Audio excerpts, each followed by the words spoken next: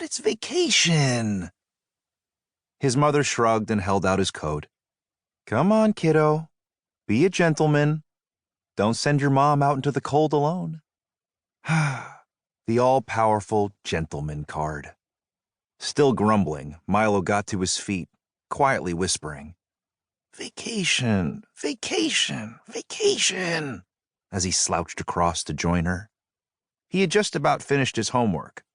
That was supposed to be the end of responsibility for a while. The bell rang again. Milo gave in to his frustration, stopped in the middle of the foyer with one boot on, and gave a single furious yell with his hands clenched at his sides. Mrs. Pine waited with folded arms until he was finished. Got that out of your system? She asked gently. Milo scowled. I know this isn't the usual routine, his mother added, and I know you don't like it when things don't happen the way you expect. She bent to hunt in the catch-all basket beside the door for a flashlight. But look, being surprised isn't always a bad thing.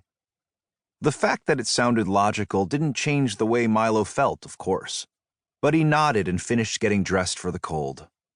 He followed his mother out onto the porch and across the lawn, to a break in the dark wall of bare white birches and blue-green firs that covered the hillside.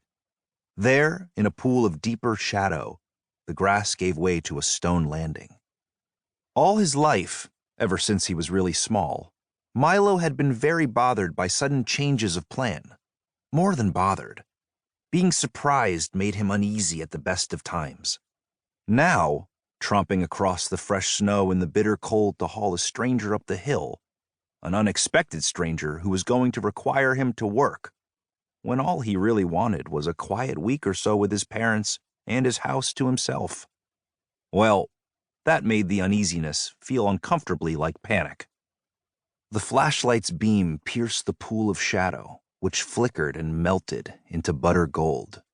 Mrs. Pine had turned on the light in the little pavilion hidden in the trees where the cable railway landed.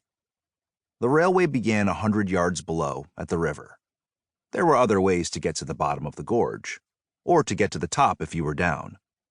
There was a steep and winding stair that ran more or less parallel to the railway and led to the same pavilion. There was also a road that snaked away from the inn and around the side of the hill down into the city proper, which was about a 20-minute drive away.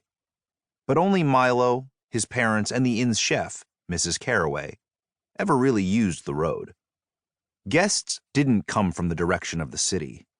Guests came by river, sometimes in their own boats, and sometimes by paying one of the dozens of old tars in the quayside harbors who'd ferry a person to Greenglass House in their equally aged boats for a few bucks.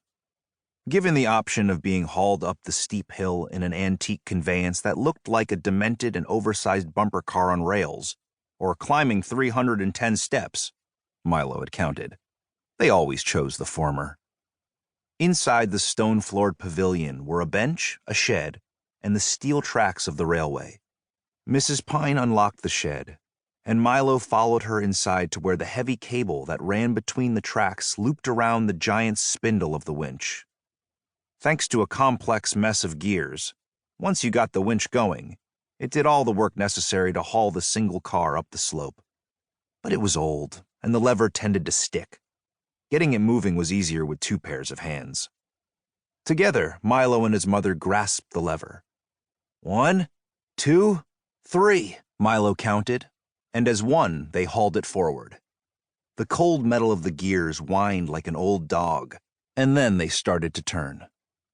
As Milo and Mrs. Pine waited for the rail car to click and clank its way to the top of the slope, he wondered what kind of person it was bringing up. Smugglers came in all kinds, and of course, sometimes the inn had guests who were sailors or travelers, and not smugglers at all. But not very often, and almost never in winter, when the skid rack and its hidden inlets were so often frozen.